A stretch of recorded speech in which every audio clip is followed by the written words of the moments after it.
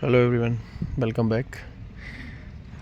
काफ़ी दिनों के बाद एक वीडियो शूट करने आए हम लोग, और इत्तेफाक से कि हमारे वीडियोग्राफर हमारे साथ नहीं हैं, तो हम इस वीडियो को अपने फ़ोन से ही रिकॉर्ड करके और अपनी ही आपको वॉइस में दिखाएंगे कि एक नया फार्म का कंस्ट्रक्शन किस तरीके से किया जा रहा है, क्या क्या चीज़ें नई तरीके से इम्प्लीमेंट की गई हैं और क्या क्या नए इक्विपमेंट्स वगैरह इक्विपमेंट्स में बदलाव किए गए हैं, वो सारी चीज़ें हम आपको दिखाएंगे। तो जैसा कि आप सभी देख पा रहे होंगे कि हमारे सामने ये 350 बाई 45 का पूरा स्ट्रक्चर बना खड़ा हुआ है, और ये पुराने फार्मर हैं यहाँ के लोकल के।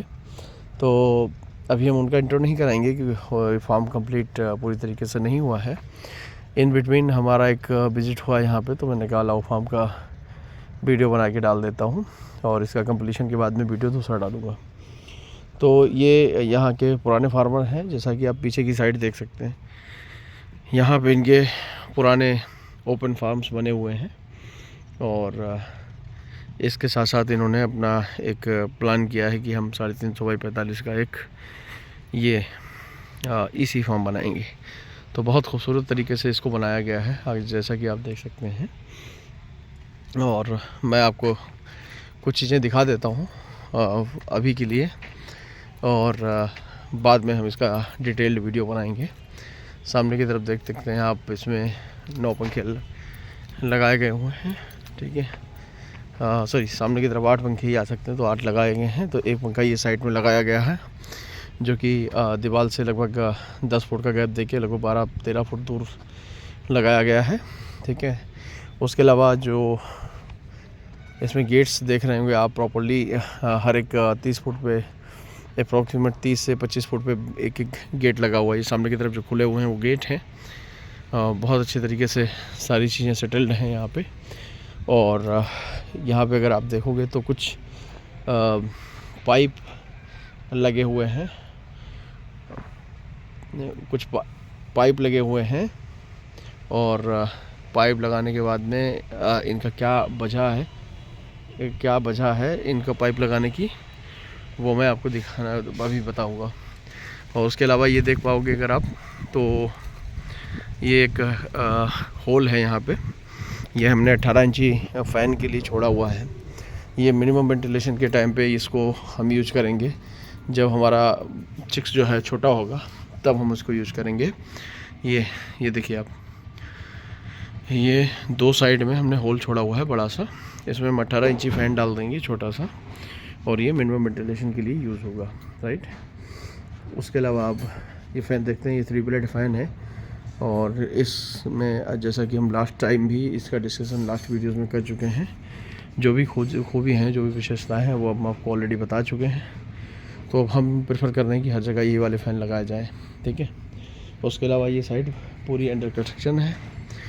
और ये होल, अगर जो ईसी के पुराने लोग हैं वो अगर देख रहे होंगे तो ये होल क्यों किए गए हैं, किस तरीके से किए गए हैं, इनका पर्पज़ क्या है, जो पुराने फार्मर्स हैं वो तो समझ जाएंगे।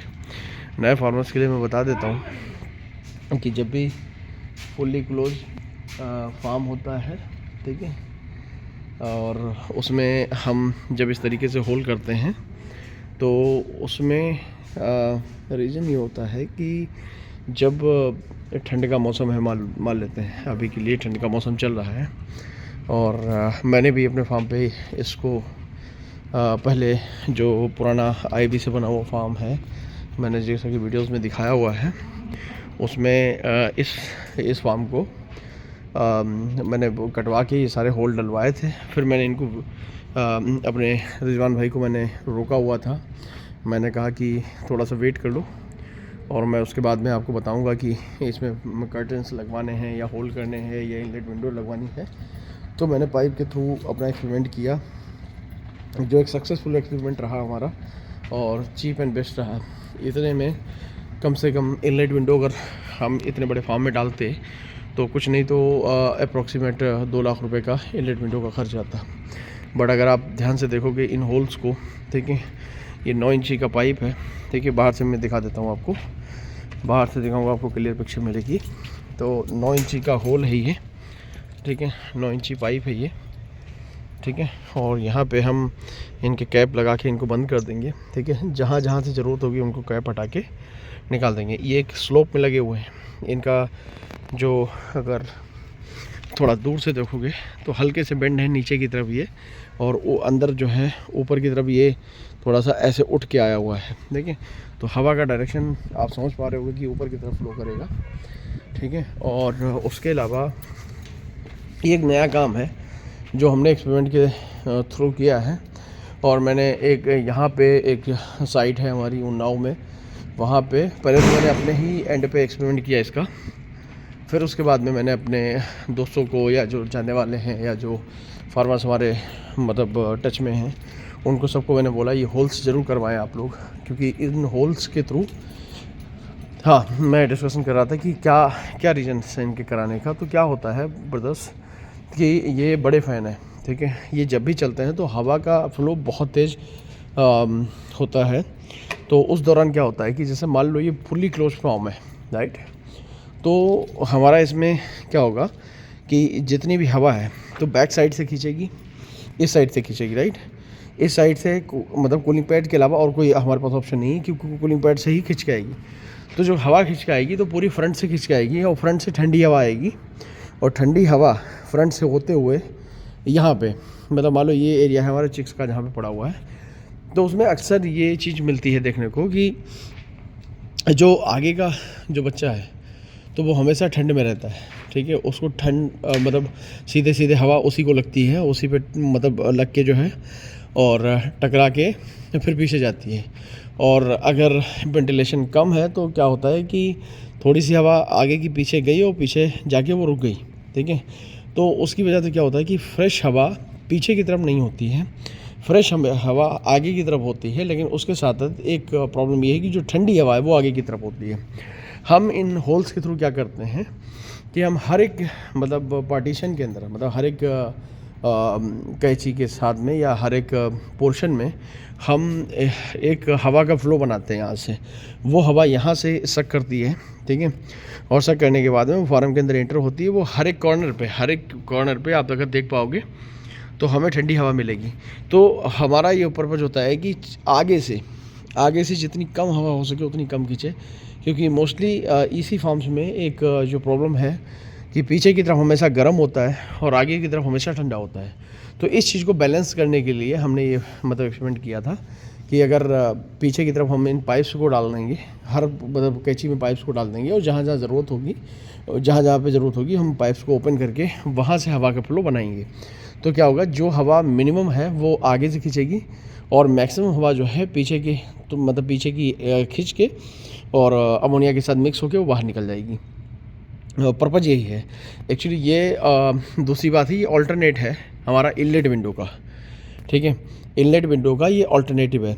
तो ऑल्टरनेट में मतलब हमेशा ये होता है कि कुछ हो सकता है हमारे कुछ मतलब हमसे ज़्यादा एक्सपीरियंस वेंटिलेशन के एक्सपर्ट हों, वो इस पर जो कमेंट करना चाहें मुझे बताएं कि इनका ड्रॉबैक क्या हो सकता है। मतलब मैं अपने तरफ से भी जानना चाहता हूँ इस चीज़ को कि मैंने जो लगाया है वो एक्सपेरिमेंटल, मतलब मैंने 2 लॉट्स निकाली हैं इसके बाद में, तभी मैं वीडियो बना रहा हूँ, क्योंकि ये इतनी पुख्ता जानकारी ही देना हमारे लिए सही होगा। नहीं तो कल को मतलब कोई भी क्वेश्चन मैं तुरंत एक्सपेरिमेंट करके तुरंत किसी भी व्यूअर्स को नहीं बताना चाहता हूँ, क्योंकि बड़ा नुकसान होता है पोल्ट्री में।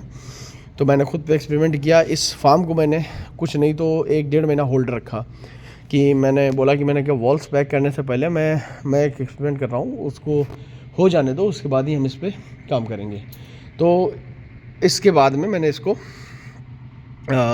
बोला और उसके बाद इसमें इम्प्लीमेंटेशन किया गया। तो ये एक है। बाकी अगर एक चीज़ और देखोगे, मैं अपने व्यूअर से रिक्वेस्ट करूँगा, बहुत बारीक चीज़ बताने जा रहा हूँ अभी, अगर ध्यान देना।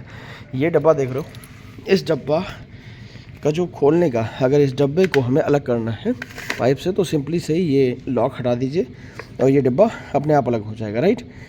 बट कुछ कंपनीज के पास इसी तरीके के डब्बे हैं जिनमें लॉक जो है डब्बे के अंदर साइड लगी हुई है, तो उनको खोलने में और निकालने में बहुत दिक्कत आती है, उनको धुलने के टाइम बहुत दिक्कत आती है। अक्सर उनके जो लॉक्स होते हैं उनके बीच में हमारा नम वाला दाना जो है वो फंस जाता है, और उसको साफ़ करने में हमको वो डब्बा पूरा खोलना पड़ता है। खोलने के बाद में वो निकाल के उसमें जो है वो सफाई करनी पड़ती है, तो उसमें जो खासी दिक्कतें आती हैं, अच्छी खासी दिक्कतें आती हैं। तो इसलिए हम आपको सजेस्ट करेंगे कि कहीं से भी किसी भी कंपनी से डब्बा लें तो कोशिश ये करें, ये जो लॉक लगी है ऊपर की साइड में इसी टाइप की लॉक होनी चाहिए, है ना। बाकी ये जो हमारे भाई हैं रिजवान भाई, इनका जो भी फार्म का ये मतलब फ़र्श बनाने का जो एक मतलब दिमाग लगाए हैं कि हम दो लॉट के बाद निकालेंगे तब फ़र्श बनाएंगे, क्योंकि फ़र्श की जितनी हो सकेगी वो ज़मीन जो है नम होके बैठ जाएगी। तो उसमें एक आराम ये हो जाएगी कि फ़र्श आगे बैठेगा नहीं, और जब बैठेगा नहीं तो फिर ऑब्वियस सी बात है कि फ़र्श हमारा थोड़ा लंबे समय के लिए महफूज रहेगा। तो आगे ये जो कूलिंग पैड हैं इनमें भी हमने बदलाव किया है। ये अगर आप देखोगे तो अभी